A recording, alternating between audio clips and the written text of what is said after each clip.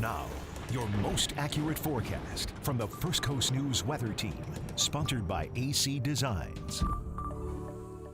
All right, there they are, talking about the showers. Now, take a look at it.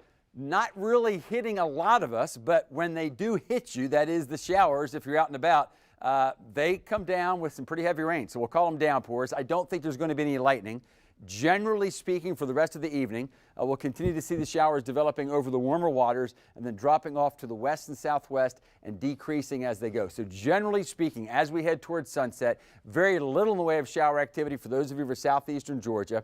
This is going to fall apart, and very little in the way of these showers making it too much farther to the west than Highway 301. But what about those of you that, well, maybe have plans over areas east of 301 over northeastern Florida? Well, this is a band of some pretty heavy rain, probably causing some rush hour problems over extreme southeastern Duval, St. Johns County, and numerous locations. And then, although weakening, some of these downpours are crossing the river and making it to Highway 17 there in Clay County and even on down to Putnam County. That's this band here. This band is still offshore, but it's on the move as well. You can be a forecaster. I know there's some evolution, some decreasing of some of the cells, increasing others, but basically these downpours will come ashore. Think about Amelia Island southward, even into the north side of Duval. The activity will tend to decrease as we go through the evening hours, except right along the coast. And right along the coast, because you'll keep the northeast winds, you could have showers really off and on through the night tonight and into the early morning hours. In fact, here's another way to look at it. So this is a forecast computer model.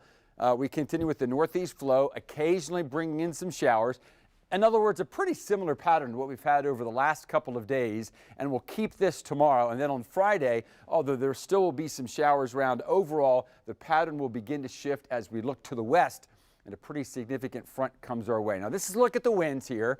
I wanted to show you what happens. So this is sort of a complex system developing. So this is basically Philippe. This is what we call a frontal low. These are the more intense colors, the higher the winds, and these two systems will actually come together, which is going to make for a significant nor'easter from Boston through about down East Maine. But as that heads to the north, just think of it as energy being pulled in toward it. So the amount of energy around us decreases, and notice the wind flow out of the northwest. That starts to bring in some drier air and eventually some cooler air. I think you're going to like it. For tomorrow, again, a pretty similar day, just not quite as many showers, not quite as windy. Still, the rip current risk will be out there if you have some friends or visitors in town. On to Saturday morning we go, and it's the 5K at the Players. Of course, we're running the 5K to finish it. It's a great run there on the back 9 of the stadium course, and warm, but the dew point will be dropping. Speaking of golf, there, of course, actually will be golf after the football Friday evening with the sports team. And, of course, we have the event at Timuquana, which we'll take a look at on Friday, Saturday, and Sunday. Now, if you just plain are saying, hey, it's October, I want some cooler weather, some lower dew points, I think you're going to wake up Sunday morning, and I think you're going to like it.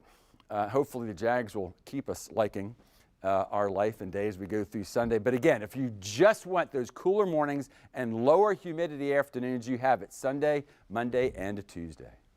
Thank you, Tim. And we are always on your side with the latest forecast. Before you head out to the beach or spend any time outside, check the First Coast News app. If you don't have it, we'll send a link so you can download it right on your phone. Text the word app, APP, to